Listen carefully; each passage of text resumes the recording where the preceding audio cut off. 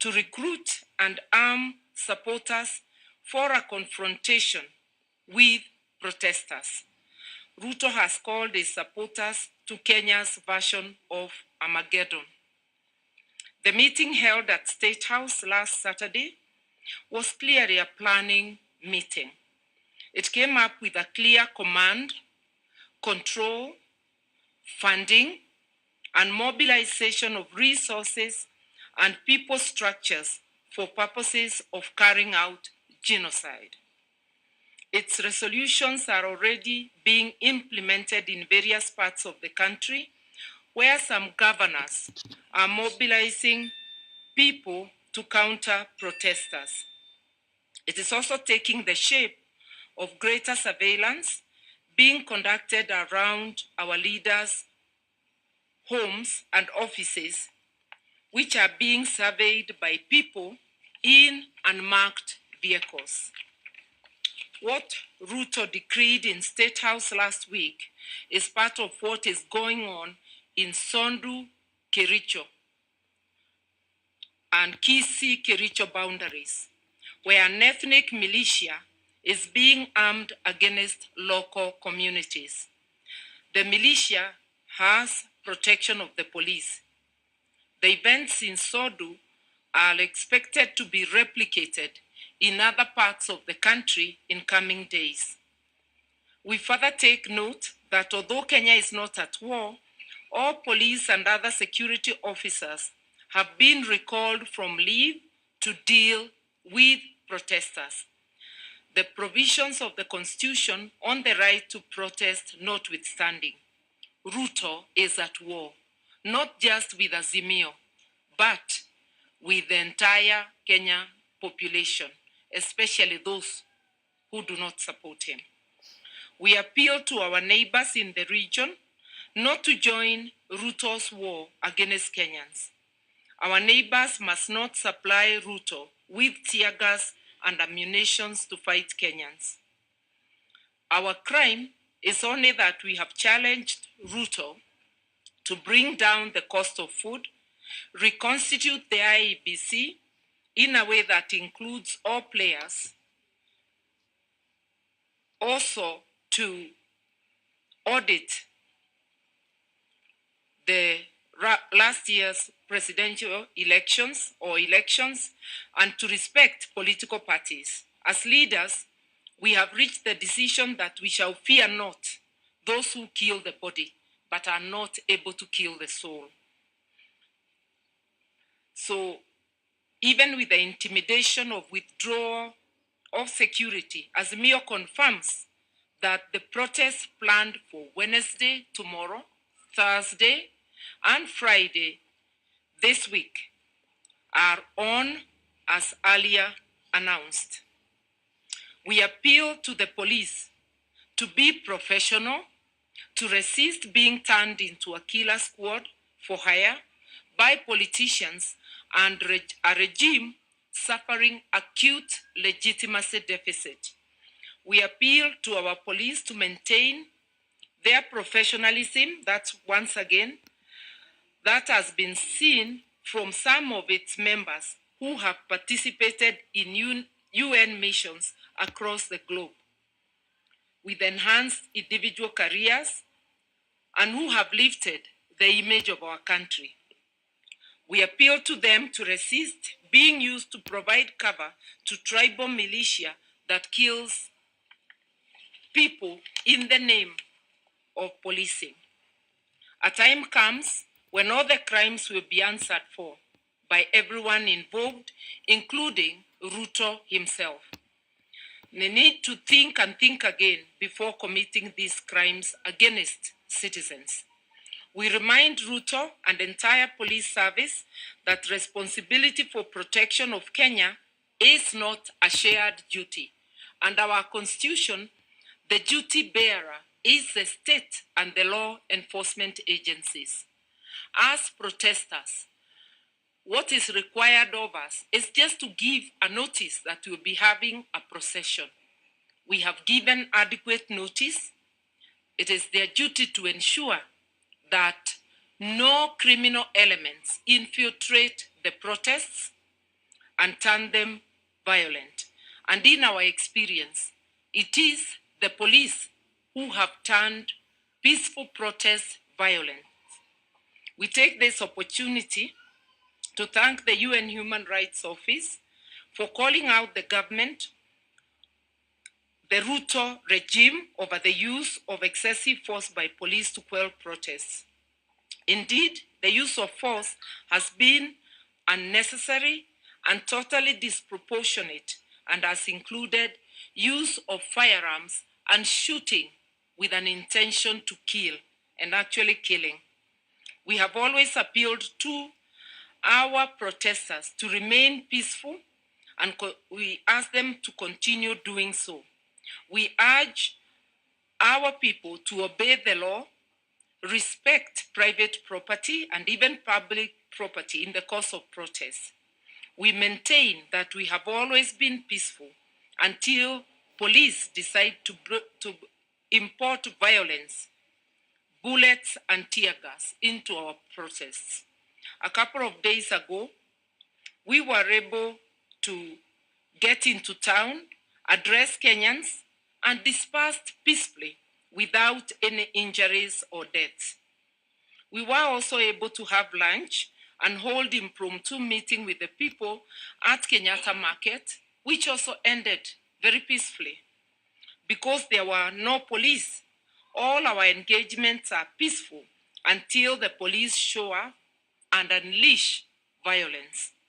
We reiterate that we have instructed our lawyers to prepare and institute legal proceedings against police officers who have gone against their constitutional duty of protecting life and property of Kenyans during protests.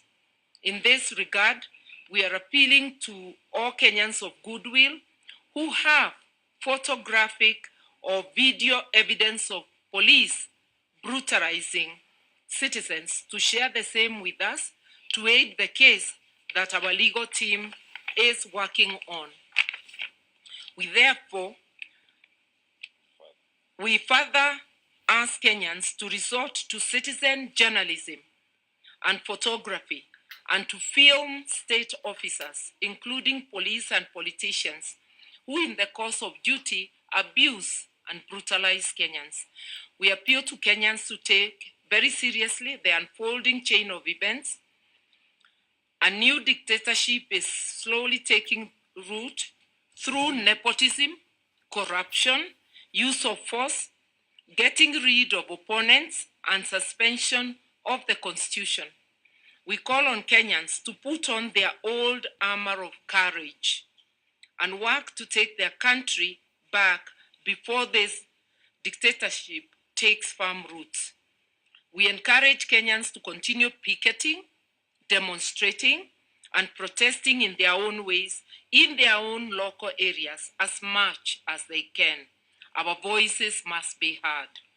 In Nairobi, we will have 3 convergence points: Joseph Kang'ethe grounds, Kamukuji grounds, Jacaranda grounds. Further, at midday tomorrow, we ask Kenyans to come out of their homes and bang sufurias, pots, and pans to signify lack of food. The sufuria movement kicks off tomorrow and continues until the battle is won. At that hour of midday, we also call on motorists to stop wherever they are on the highways and roads and to hoot and flash lights in support of this movement. We encourage Kenyans to continue appending their signatures against Ruto and Gachagua and the entire regime. We are pleased to announce this morning we have hit over 6 million signatures. Those are 6 million citizens fed up with the Ruto regime. Let's continue signing up at tumechoka.com, tumechoka.net, tumechoka.org. Let us meet in the Kamukunjis across Kenya tomorrow, on Thursday and Friday. A luta continua.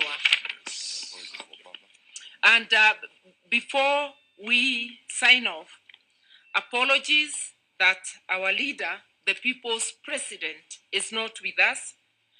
He is in other engagements, critical engagements, and we spoke with him and we are going to report to him the progress so far. Asanteni sana. Very good. Oh, yeah, we can hear you. Yeah. My name is Irene from the Corporation. The diplomatic community is issued a statement asking you and the government to have a sit down. And these are brought together the High Commissioners and ambassadors. We are aware that members of the diplomatic corps have asked for a meeting.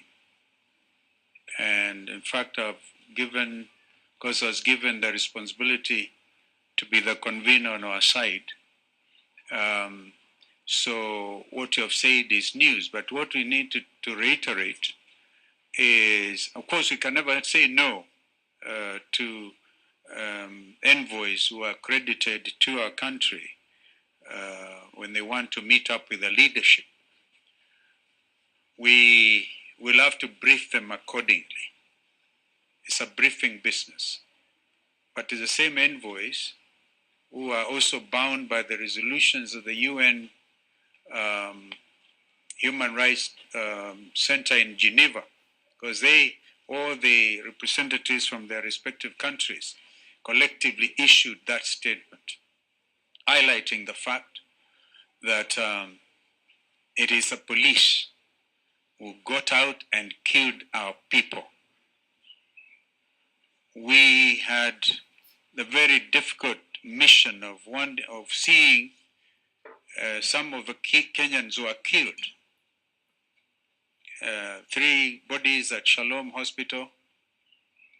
In fact, the names are there. There are now 4. And we know there will be a burial in Kiminini, for example. One young man, Wanjala, be buried there on Friday. And Kakamega on Saturday. There will be one young man who in Emali, and the problem that emanated in Mali, because people saw this young man who was going to join Egerton University, or Moi University, in September to do ICT. He came out with his mother and was killed in the presence of his mother. He had nothing to do with any demonstrations or just watching what the police were doing. He will also be buried. That young man's ambition in life was, because the mother is a single mother, to go study, get a university degree, come and put up a home for his mother. You can imagine, therefore, how shattered that single mother is in Mali. And as a result of that, people came out. And you can look at each of these cases where, as a result of the killer squad, the people we saw, all of them had bullet wounds. The ones who succumbed had them on the head, on the chest. But the majority of them were running away. Why kill people who are running away? Because the bullets were from the back. So these are some of the things that we will share with the envoys. And we expect them also not to be partisan in any way. Thank you.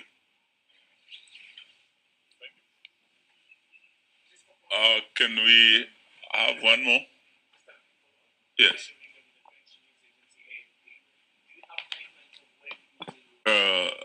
At our convenience, we have received their request, but we have also been talking to them because, like Martin Luther King once said, at the end of the day, we will not remember the harsh words of our friends, but the loud silence of our friends. They have been silent when people are getting killed here. Why would it take someone from Geneva to issue a statement that was issued, and they are here and they have not spoken? We will engage them at our convenience. Thank you very much.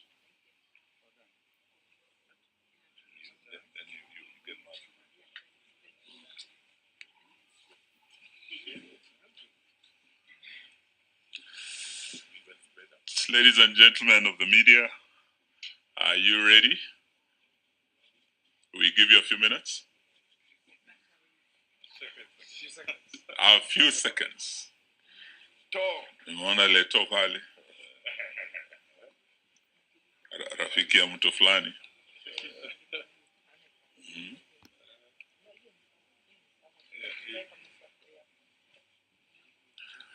So I think when you're ready, you can give us a signal.